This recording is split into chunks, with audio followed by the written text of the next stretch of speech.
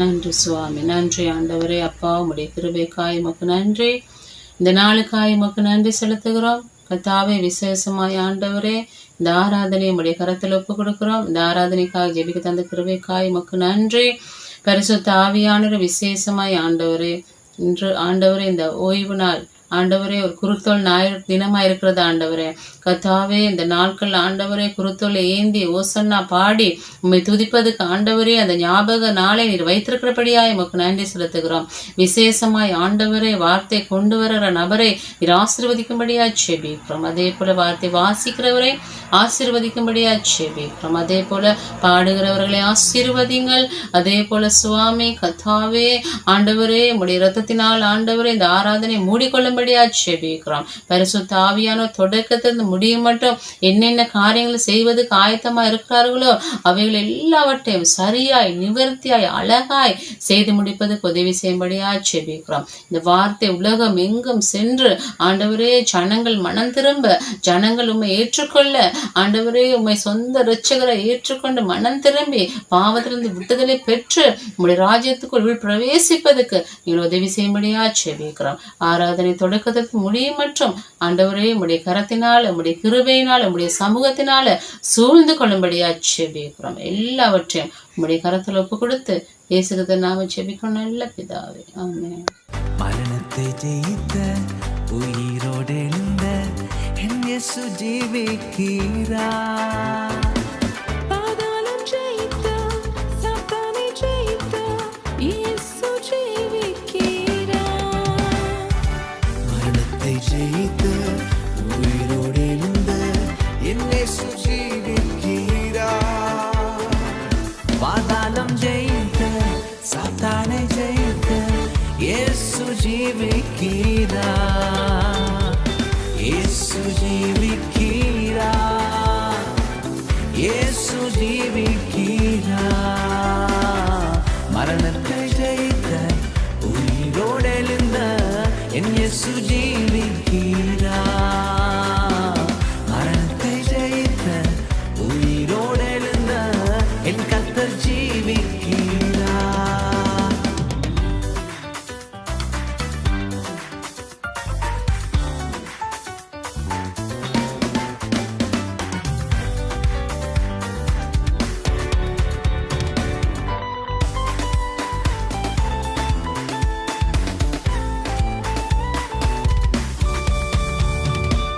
எந்தனின் பாவத்தை போக்க வந்தீரே, எனக்காய் பலியானீர் சிலுவையிலே. என் சாவில் எனக்காக நீரே பலியானீர், சாபமானீரே எனக்காகவே. எந்தனின் பாவத்தை போக்க வந்தீரே, எனக்காய் பலியானீர் சிலுவையிலே. என் சார்பில் எனக்காக நீரே பலியானீர், சாபமானீரே எனக்காகவே. மரணமே உன் கூரெங்கே, பாதாளமே உன் ஜெயமெங்கே. மரணமே உன் கூரெங்கே, பாதாளமே உன் ஜெயமெங்கே. மரணத்தை ஜெயித்த உயிரோடு எழுந்த என் இயேசு ஜீவிக்கிறார். மரணத்தை ஜெயித்த உயிரோடு எழுந்த என் கர்த்தர் ஜீவிக்கிறார். இயேசு ஜீவிக்கிறார். இயேசு ஜீவிக்கிறார். மரணத்தை ஜெயித்த உயிரோடு எழுந்த என் இயேசு ஜீவிக்கிறார். மரணத்தை ஜெயித்த உயிரோடு எழுந்த என் கர்த்தர் ஜீவிக்கிறார். மரணத்தை ஜெயித்த உயிரோடு எழுந்த என் இயேசு ஜீவிக்கிறார். பாதாளம் ஜெயித்த சாத்தானை ஜெயித்த இயேசு ஜீவிக்கிறார். மரணத்தை ஜெயித்த உயிரோடு எழுந்த என் இயேசு ஜீவிக்கிறார். பாதாளம் ஜெயித்த சாத்தானை ஜெயித்த இயேசு ஜீவிக்கிறார். இயேசு ஜீவிக்கிறார்.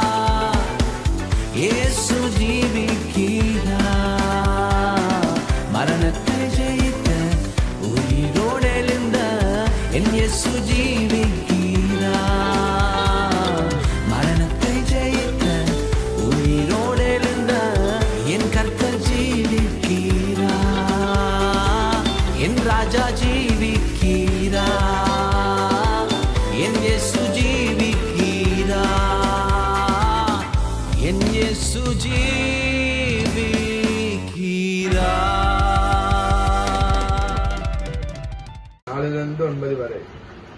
யோவான் ஆசியாவில் உள்ள 7 சபைகளுக்கும் எழுதுகிறதாவது: இருக்கிறவரும் இருந்தவரும் வருகிறவருமானவராலும் அவருடைய சிங்காசனத்திற்கு முன்பாக இருக்கிற 7 ஆவிகளாலும் உண்மையுள்ள சாட்சியும் மரித்தோரிலிருந்து முதற் பிறந்தவரும் பூமியின் ராஜாக்களுக்கு அதிபதியுமாக இயேசு கிறிஸ்துவினாலும் உங்களுக்கு கிருபையும் சமாதானமும் உண்டாவதாக. நம்மிடத்தில் அன்பு கூர்ந்து தமது இரத்தத்தினாலே தம்முடைய பாவங்களை கழுவி தம்முடைய பிதாவாகி தேவனுக்கு முன்பாக நம்மை ராஜாக்களும் ஆசாரர்களும் ஆக்கின அவருக்கு மகிமையும் வல்லமை என்றென்றைக்கும் உண்டாயிருப்பதாக. ஆமேன். இதோ மேகங்களுடனே வருகிறார், கண்கள் யாவும் அவரை காணும், அவரை குத்தினவர்களும் அவரை காண்பார்கள், பூமியின் கோத்திரத்தார் எல்லாரும் அவரை பார்த்து புலம்புவார்கள். அப்படியே ஆகும். ஆமேன். இருக்கிறவரும் இருந்தவரும் வருகிறவருமான சர்வ வல்லமையுள்ள கர்த்தர், நான் அல்பாவும் ஒமேகாவும் ஆதியும் அந்தமா இருக்க என்று திருவுளம் பற்றுகிறார். உங்கள் சகோதரனும் இயேசு கிறிஸ்துவ நிமித்தம் வருகிற உபத்திரத்திற்கும் அவருடைய ராஜ்யத்திற்கும் அவருடைய பொறுமைக்கும் உங்கள் உடன் பங்காளிமா இருக்க யோவானாகிய நான் தேவ வசனத்து நிமித்தம் இயேசு கிறிஸ்துவை பற்றிய சாட்சி நிமித்தம் பத்மு என்னும் தீவில் இருந்தேன்.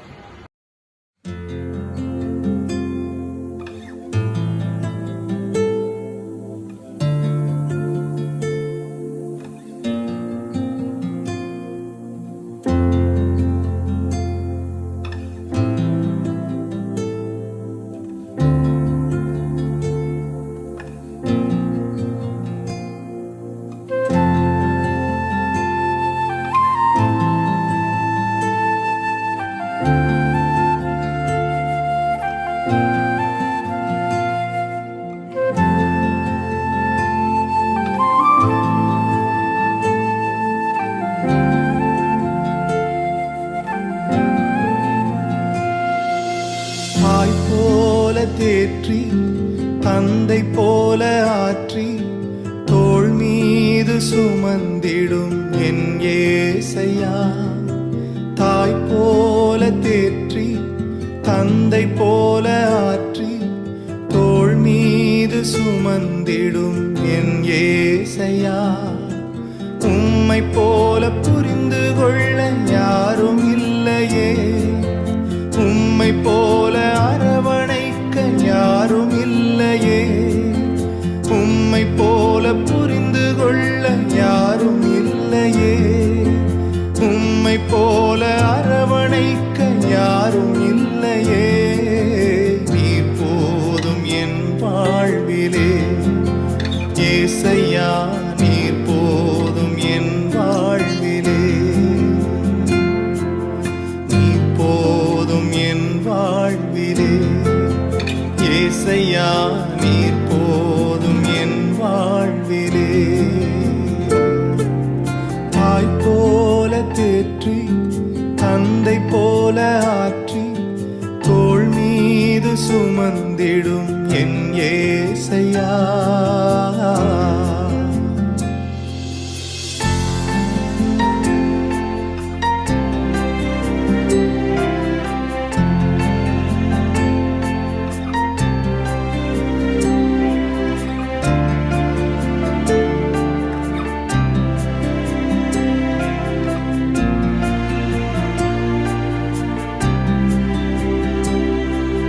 மலை போல துன்பம் என்னை சூடும் போது அதை பனி போல உருகிட செய்பவரே. மலை போல துன்பம் என்னை சூடும் போது அதை பனி போல உருகிட செய்பவரே. கண்மணி போல் என்னை காப்பவரே, உள்ளங்கையில் பொறிந்தென்னை நினைப்பவரே.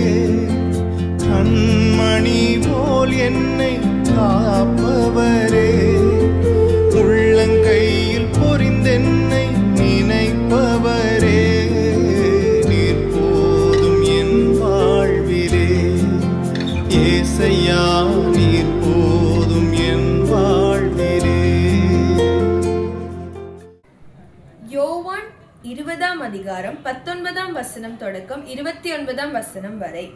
வாரத்தின் முதல் நாளாகிய அன்றைய தினம் சாயங்கால வேளையிலே சீஷர்கள் கூடியிருந்த இடத்தில் யூதர்களுக்கு பயந்ததினால் கதவுகள் பூட்டி இருக்கையில் இயேசு வந்து நடுவே நின்று, உங்களுக்கு சமாதானம் என்றார்.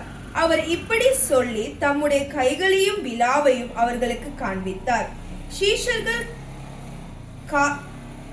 கர்த்தரை கண்டு சந்தோஷப்பட்டார்கள்.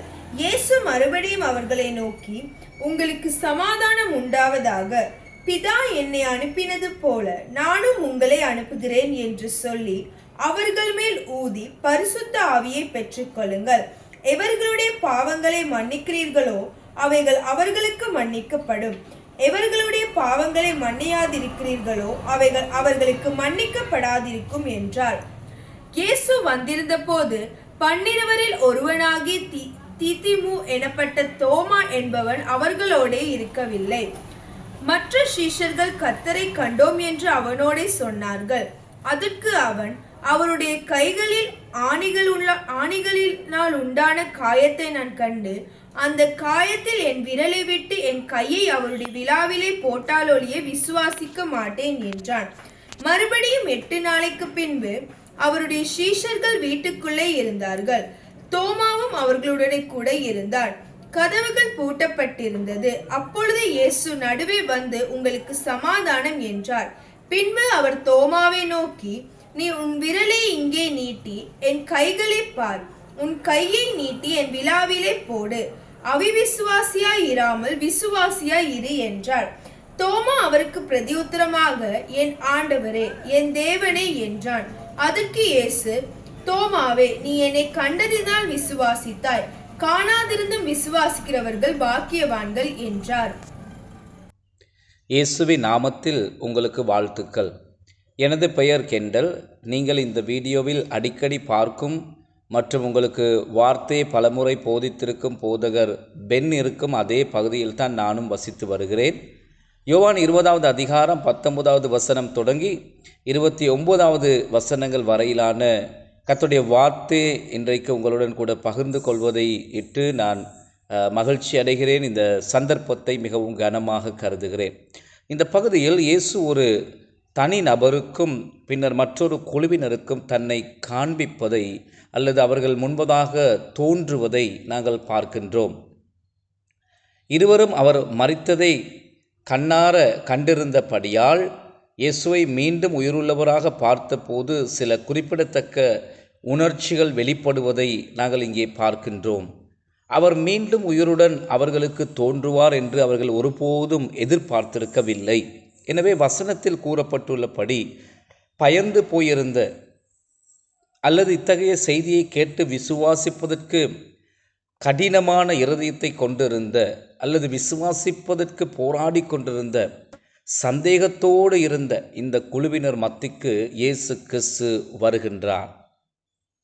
இயேசுவின் நற்செய்தியை பற்றியும் அவருக்கு இருக்கும் வல்லமை பற்றியும் தங்களுடன் பகிர்ந்து கொள்ள விரும்பும் ஒருவரை நீங்கள் எப்போதாவது அணுகி இருக்கின்றீர்களா?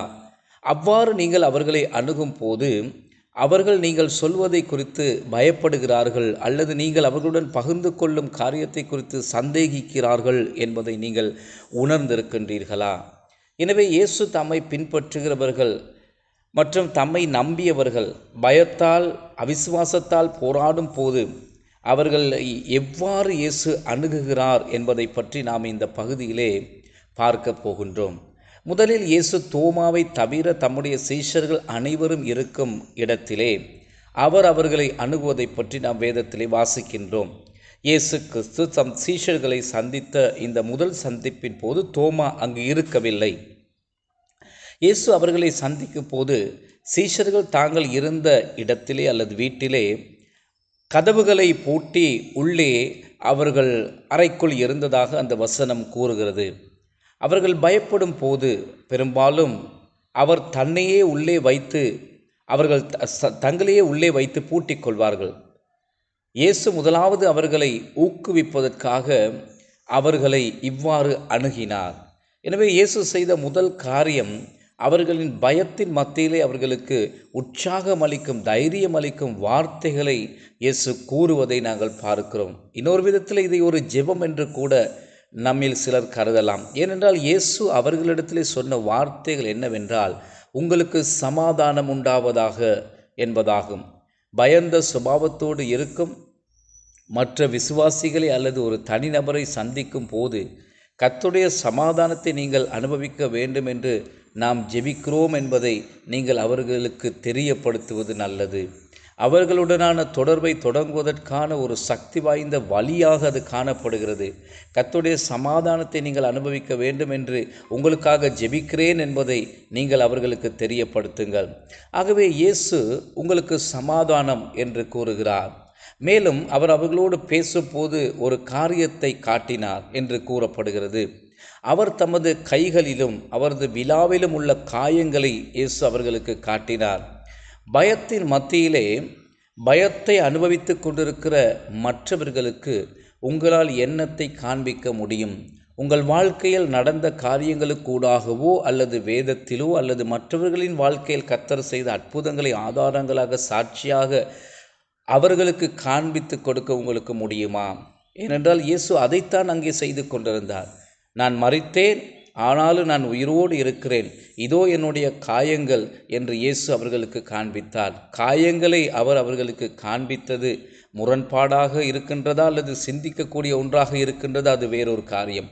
நாம் அனுபவித்த காயங்களில் இருந்தும் நம் வாழ்க்கையில் நாம் அனுபவித்த கர்த்தருடைய கிருபை, அவருடைய வல்லமை, அனுக்கிரகம் போன்றவற்றுக்கூடாகவும் மற்றும் நம் வாழ்க்கையை அவர் உருமாற்றம் செய்த அந்த செயல்முறை கூடாகவும் மற்றவர்களுக்கு நாம் ஊக்கத்தை அளிப்பது எவ்வளவு அதிகமாக நம் மூலமாக நடந்து வருகிறது என்பதை நாம் சிந்தித்து பார்க்க வேண்டும். எனவே இயேசு இங்கே தனது வாழ்க்கையில் தேவனுடைய செயலை, அதாவது அவரை மரணத்திலிருந்து உயிர்ப்பித்த தேவனுடைய வல்லமையை மற்றும் அதற்கான ஆதாரங்களை காண்பிப்பதற்கூடாக அவர் தொடங்குகின்றார். நாம் மற்றவர்களை அணுகும் போது நம் வாழ்க்கையிலும் நம்மை சுற்றியுள்ளவர்களின் வாழ்க்கையிலும் கர்த்தர் செய்த காரியங்களின் சாட்சிகளோடு அவர்களை அணுக வேண்டும். நாம் காணும் மற்றொரு விஷயம் என்னவென்றால், தம்மை பின்பற்றிய சீஷர்கள் தாம் எங்கு சென்றாலும் தம்மை பின்பற்றுவோம் என்று தெரிவித்தவர்கள் பின்னர் நடந்த சில காரியங்கள் நிமித்தம் அவர்கள் அவரை விட்டு ஓடிப்போயிருந்தாலும் அவர் அவைகளை பொருள்படுத்தாமல் அவர்களை கனப்படுத்துவதை நாங்கள் இங்கே பார்க்கின்றோம். ஆனால் இயேசு அவர்களை உற்சாகப்படுத்தினார். அவர் அவர்களுக்காக ஜெபித்து அவர்களிடம் சமாதான வார்த்தைகளை பேசினார். அவ்வாறு பேசிய பிறகு தம் வாழ்க்கையில் தேவன் செய்த செயல்களை பற்றி சாட்சி அளித்த பின்பு இயேசு அவர்களை பார்த்து கூறினார், பிதா என்னை அனுப்பினது போல நானும் உங்களை அனுப்புகிறேன் என்றார். அவர்கள் தொடர்ந்தும் தங்கள் பயத்தில் சிக்கிக் கொண்டிருப்பதை இயேசு விரும்பவில்லை. அவர் அவர்களை அனுப்பப்பட்டவர்களாக கருதுகிறார். கர்த்தருடைய பணியை செய்ய தேவனால் தெரிந்து கொண்டு அனுப்பப்பட்டவர்கள் என்று அவர் அவர்களை குறித்து அவர்களை அங்கே அப்பேற்பட்ட ஒரு ஊழியத்துக்கு அழைப்பு கொடுப்பதை நாம் இந்த பகுதியிலே பார்க்கின்றோம். மற்றவர்களுக்கு கர்த்தருடைய அன்பையும் அக்கறையும் வல்லமையும் பிரதிநிதித்துவப்படுத்தும் ஒருவராக இருக்க இயேசு தம் சீஷர்களை அழைப்பதை நாம் பார்க்கின்றோம். பின்னர் அவர் அவர்கள் மீது ஊதி பரிசுத்த ஆவியை பெற்றுக்கொள்ளுங்கள் என்று கூறினார். எனவே அவர் அவர்களை அனுப்பியது மட்டுமல்லாமல் அவர்களை பலப்படுத்தினார். அதே போல மற்றவர்களின் வாழ்க்கையிலும் நமக்கு உற்சாகத்தை கொடுக்க முடியும். கர்த்தர் உங்களுக்காக ஒரு பணியை வைத்திருக்கிறார் என்று உங்களுக்கு தெரியுமா? உங்களை கொண்டு ஒரு காரியத்தை செய்ய அவர் விரும்புகிறார். பயத்தால் நடுங்கி கதவுகளை பூட்டிக்கொண்டு கதவுகளுக்கு பின்னால் இருக்க வேண்டாம். கர்த்தருடைய வல்லமை உங்கள் மூலமாக உங்கள் சமூகத்திலும் குடும்பத்திலும் வியாபாரத்திலும் வெளிப்பட போகிறது. அதற்கு நீங்கள் இடம் கொடுங்கள் என்று நாம் மற்றவர்களுக்கு உற்சாகத்தை கொடுக்க வேண்டும். பரிசுத்த ஆவியை பெற்றுக்கொள்ளுங்கள். பரிசுத்த ஆவியானவர் நமக்குள்ளும் நம்மோடும் இருக்கிறவராக இருக்கிறார். பின்னர் அவர் இவ்வாறு கூறுகிறார், நீங்கள் எவர்களுடைய பாவங்களை மன்னிக்கிறீர்களோ அவைகள் அவர்களுக்கு மன்னிக்கப்படும், நீங்கள் எவர்களுடைய பாவங்களை மன்னியாது இருக்கிறீர்களோ அவைகள் அவர்களுக்கு மன்னிக்கப்படாது என்று இயேசு கூறுகிறார். இதன் அர்த்தம் என்ன?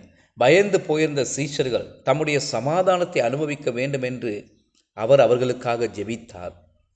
அவர்களுக்காக தம்முடைய வல்லமையை வெளிப்படுத்தி அவருடைய விசுவாசத்தை அதற்கூடாக அங்கே வளர்க்க விரும்பினார். அவர் அவர்களிடம், பிதா தம்முடைய அன்பை வெளிப்படுத்த என்னை அவருடைய ஒரு பிரதிநிதியாக அனுப்பினது போல நானும் உங்களை பிரதிநிதியாக இந்த உலகத்திலே அனுப்புகிறேன் என்று கூறுகிறார்.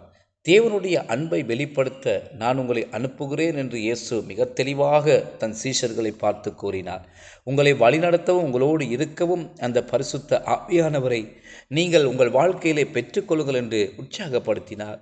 மேற்கூறிய அனைத்து விஷயத்திலும் நீங்கள் அதிகாரம் பெற்றிருப்பது மட்டுமல்லாமல் கர்த்தருடைய பிரதிநிதியாக இருக்கவும் கிட்டத்தட்ட ஒரு பிரதான ஆசாரியரை போல செயல்பட தேவன் உங்களை வலுவூட்டுகிறார்.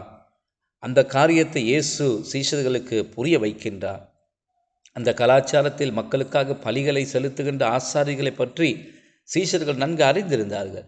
மேலும் அந்த பலிகள் மற்றவர்களின் பாவங்களுக்கு மன்னிப்பை பெற்றுக் கொடுப்பதற்காக செலுத்தப்படும் என்பதையும் அவர்கள் அறிந்திருந்தார்கள். அதே போல இயேசு தம்முடைய சீஷர்களை கர்த்தருடைய பிரதிநிதிகளாக இருக்கும்படிக்கு அவர்களை அழைத்தார். உங்கள் பாவங்கள் அனைத்தும் மன்னிக்கப்பட்டு விட்டது, அவைகள் இனிமேலும் நினைக்கப்படுவதில்லை என்பதை இதற்கூடாக நீங்கள் அறிந்து கொள்ளலாம் என்பதை அவர் அவர்களுக்கு காண்பித்து கொடுத்தார். அதே போல இயேசு தம்முடைய சீஷர்களை சுற்றியுள்ள மக்களுக்கு தேவனுடைய மன்னிப்பை பெற்றுக் கொடுப்பதற்கான அதிகாரத்தை அளித்தார். அவர்களுடைய சொந்த அதிகாரத்தில் அல்ல, மாறாக அவர்கள் தேவனுடைய பிரதிநிதிகளாக இருப்பதால் இவ்வாறு தான் உங்கள் பாவங்கள் மன்னிக்கப்படும், இப்படி செய்யாவிட்டால் உங்கள் பாவங்கள் மன்னிக்கப்படாது என்று அறிவிக்கின்ற அந்த அதிகாரத்தை அவர்களுக்கு கொடுத்திருந்தார். இவை அனைத்தும் தேவனுடைய வல்லமை கூடாகவும் பரிசுத்த ஆவியானவன் கிரியை கூடாகவும் நடைபெறும் காரியங்களாக இருக்கிறது. அவருடைய சீஷர்களில் ஒருவனான தோமா என்பவன் அங்கு இருக்கவில்லை. ஆகவே அவன் அவரை விசுவாசிப்பதற்கு சிரமப்பட்டான். நான் அவருடைய அந்த காயங்கள் மீது என் விரலை போட்டு அவருடைய விலாவில் என் கைகளை போட்டு பார்க்காமல் இதை உண்மை என்று நம்ப மாட்டேன் என்றான். இயேசு தோமாவுக்கு கிருபை காட்டினார். அவன் நம்புவதற்கு சிரமப்படுகிறான் என்பதை அவர் நன்றாக புரிந்து கொண்டான். அவன் நம்ப விரும்பவில்லை அல்லது நம்புவதற்கு அவன் விருப்பம் இல்லை என்பது அல்ல அதன் கருத்து. மரித்து போன ஒருவர் உயிருடன் இருக்க முடியும் என்பதை விசுவாசிப்பதற்கு அவன் சற்று சிரமப்பட்டான். இயேசு தோமாவிடம் வந்தபோது அதே ஜெபத்துடன் தொடங்குகிறார். என் சமாதானம் உன்னோடு இருப்பதாக. அதே ஊக்கமளிக்கும் வார்த்தைகளை அவர் பேசினார். பின்னர் அவர் தோமாவுக்கு தன்னை வெளிப்படுத்தினார். தேவனுடைய வல்லமை குறித்து நானே உனக்கு சாட்சி அளிக்கிறேன். இங்கே வந்து உன் கைகளினால் என் கைகளை தொட்டு நான் உயிருடன் இருக்கிறேன் என்பதை அதற்கூடாக அறிந்து கொள் என்று அங்கே தோமாவை இயேசு அழைக்கின்றார். நான் மரித்தேன், ஆனால் உயிரோடு இருக்கிறேன் என்று இயேசு அவனுக்கு காண்பித்தார். பின்னர் தோமா இயேசுவை விசுவாசித்தான். இயேசு மற்ற சீஷர்களை அழைத்தது போல அவனையும் பரிசுத்த ஆவியால் நிரப்பப்படவும் மக்களை இயேசுவில் நம்பிக்கை வைப்பதற்காகவும் அவர்களுக்கு அவர் நாமத்திலே மன்னிப்பை பெற்றுக்கொள்வதற்காக அந்த நற்செய்தியை அறிவிக்க பிரசித்தப்படுத்த அவனையும் அழைப்பதை நாம் இந்த பகுதியிலே பார்க்கின்றோம். ஆனாலும் அவர் தோமாவை பார்த்து அவிசுவாசியாய் இராமல் விசுவாசியாய் இரு என்று எச்சரித்தார். இது தோமாவின் வாழ்க்கையில் ஒரு மாற்றத்தை ஏற்படுத்தும் சந்தர்ப்பம். பின்னர் இயேசு தொடர்ந்து கூறுகிறார், தோமா, நீ என்னை கண்டதால் விசுவாசிக்கிறாய், ஆனால் என்னை காணாமல் விசுவாசிக்கிறவர்கள் பாக்கியவான்கள் என்றார். இயேசு மரணத்தின் மீதும் பாவத்தின் மீதும் தேவனுக்கு அதிகாரம் இருக்கிறது என்பதை அவர் நிரூபித்தார். இயேசுவை விசுவாசிப்பதன் மூலம் அவருடைய சமாதானத்தை அனுபவிக்க முடியும் என்பதை விசுவாசிப்பதற்கு நாம் ஒவ்வொருவரும் அழைக்கப்பட்டிருக்கிறோம். நாங்கள் மன்னிக்கப்பட்டிருக்கிறோம். மரணத்தின் மீது வெற்றியை நிலைநாட்டிய மற்றும் தேவனுடன் உறவை ஏற்படுத்திக் கொள்ள ஒரு வழியை உருவாக்கிய இயேசுவின் மூலம் தேவனுடைய மன்னிப்பை பெற்று அனுபவிக்கும்படியாக நான் உங்களுக்காக ஜெபிக்கிறேன். இன்று நீங்கள் சென்று இந்த நற்செய்தி மற்றவருடன் பகிர்ந்து கொள்ளுங்கள். ஏனென்றால் நீங்களும் அனுப்பப்பட்ட ஒருவராக இருக்கின்றீர்கள். உங்கள் சுற்றுப்புறத்தில், உங்கள் தொழிலில், உங்களோடு பணியாற்றும் உங்கள் சமூகங்களில் உள்ள மற்றவர்கள் இயேசு கிறிஸ்துவுக்கூடாக தங்கள் பாவங்களுக்கு மன்னிப்பை பெறலாம் என்பதை பரிசுத்த ஆவியின் வல்லமை கொண்டு உங்களுக்கு அறிவிக்க முடியும். கர்த்தர் தாமே உங்களை ஆசீர்வதிப்பாராக. ஆமேன். ஆமேன். என்னை நீர் அறிந்தவர், என் உள்ளம் புரிந்தவர், தாயினும் மேலானவர், என்னை தந்தையைப் தூக்கி சுமப்பவர். என்னை நீர் அறிந்தவர், என் உள்ளம் புரிந்தவர், தாயினும் மேலானவர், என்னை தந்தையைப் போல் தூக்கி சுமப்பவர். தாயினும் மேலானவர், என்னை தந்தையைப் போல் தூக்கி சுமப்பவர்.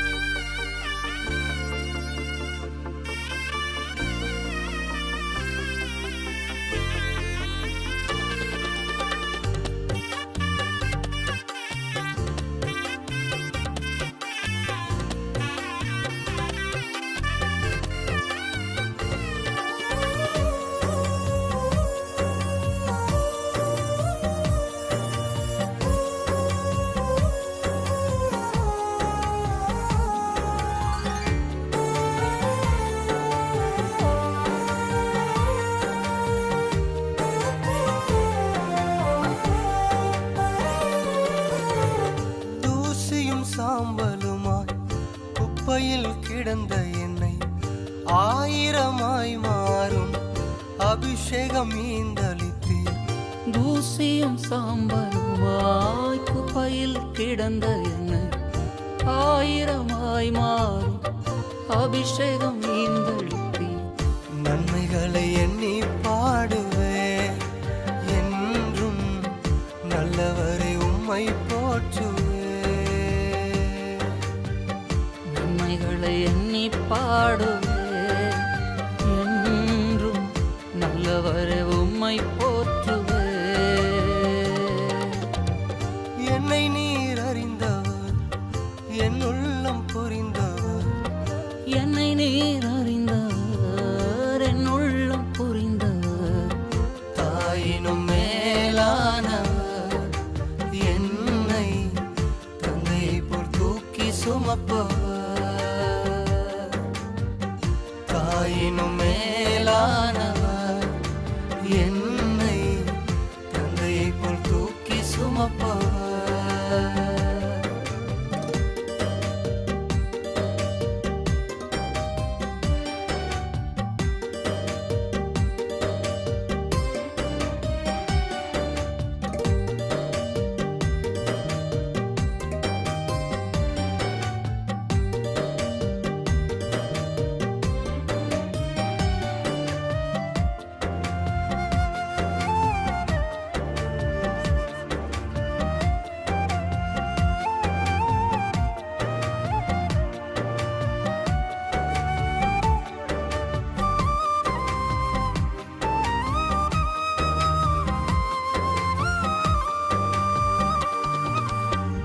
கோழித்தன் குஞ்சுகளை சிறகினால் அணைப்பது போல் பயந்திட்ட நேரமெல்லாம் வார்த்தையால் வாழ்வு தந்தி. கோழித்தன் குஞ்சுகளை சிறகினால் அணைப்பது போல் பயந்திட்ட நேரம் எல்லாம் வார்த்தையால் வாழ்வு தந்தி. என் வாழ்வில் மாற்றம் தந்தவர் என் நேசர், நேற்றும் இன்றும் மாறிடாதவர். நம் வாழ்வில் மாற்றம் தந்தவர் நம் இயேசு, நேற்றும் இன்றும் மாறிடாதவர். என்னை நீர் அறிந்தவர், என் உள்ளம் புரிந்தவர். தாயினும் மேலானவர், என்னை தந்தையை போல் தூக்கி சுமப்பவர். என்னை நீர் அறிந்தவர், என் உள்ளம் புரிந்தவர். என்னை நீர் அறிந்தவர், என் உள்ளம் புரிந்தவர். தாயினும் மேலானவர், என்னை தந்தையை போல் தூக்கி சுமப்பவர். தாயினும் மேலானவர், என்னை தந்தையை போல் தூக்கி சுமப்பவர். தாயினும் மேலானவர், என்னை தந்தையை போல் தூக்கி சுமப்பவர். தாயினும் மேலானவர், என்னை தந்தையை போல் தூக்கி சுமப்பவர். கண்ணீரை கணக்கில் வைத்தவர், எந்தன் கதறுதல் கேட்டறிந்தவர். நன்மைகளை எண்ணி பாடுவேன் என்றும், நல்லவரை உம்மை போற்றுவேன். என் வாழ்வில் மாற்றம் தந்தவர் என் நேசர், நேற்றும் இன்றும் மாறிடாதவர். நம் வாழ்வில் மாற்றம் தருபவர் நம் இயேசு, நேற்றும் இன்றும் மாறிடாதவர். அன்பின் பரலோக பிதாவே, குமாரனாகிய இயேசுவின் மூலமாய் ஜெபிக்கிற ஆண்டவரே, தகப்பனே, இன்றைய நாளுக்காக உமக்கு ஸ்தோத்திரம் ஆண்டவரே. சுவாமி ஆண்டவரே, இன்றைய நாளிலே ஆண்டவரே சுவாமி உமது வார்த்தையை கொடுத்து இந்த தாசன் மூலியமாய் ஆண்டவரே சுவாமி எங்களோட பேசின கிருபைக்காய் உமக்கு ஸ்தோத்திரம் ஆண்டவரே சுவாமி. இன்றைய நாளில் அநேக ஆண்டவரை வந்தவரமாய் போகாதபடிக்கு இயேசுவே உமது வார்த்தையை ஆண்டவரை கற்று ஆண்டவரை நாங்கள் ஆண்டவரை நேர்மையாய் நடக்க எங்களுக்கு உதவி செய்த கிருபைக்காய் உமக்கு நன்றி சுவாமி. ஆண்டவரே, இந்த மாலை வேளையிலே சுவாமி ஆவியானவரே நீர் எங்களோடு பேசின கிருபைக்காய் உமக்கு ஸ்தோத்திரம் ஆண்டவரே. இயேசுவின் நாமத்தினால் சகல துதி கன மகிமை யாவற்றையும் உமது நாமத்துக்கு ஒப்பு கொடுத்து இயேசு கிறிஸ்துவின் நாமத்தினால் ஜெபிக்கிறேன் என் நல்ல தகப்பனே. ஆமென். அறிவெல்லாம் கடந்த கடவுளின் சமாதானம் உங்கள் மனமெல்லாம் நிறையட்டும். கடவுளையும் அவர் மைந்தன் இயேசு கிறிஸ்துவையும் பற்றிய அறிவிலும் அன்பிலும் அது உங்கள் நிலை கொள்ளச் செய்யட்டும். தந்தை, மைந்தன், புனித ஆவியானவராகிய அனைத்து வல்ல கடவுளின் ஆசி எப்போதும் உங்கள் மீதும் உங்களோடும் நிறைவாய் என்றும் தாங்குவதாக. ஆமென்.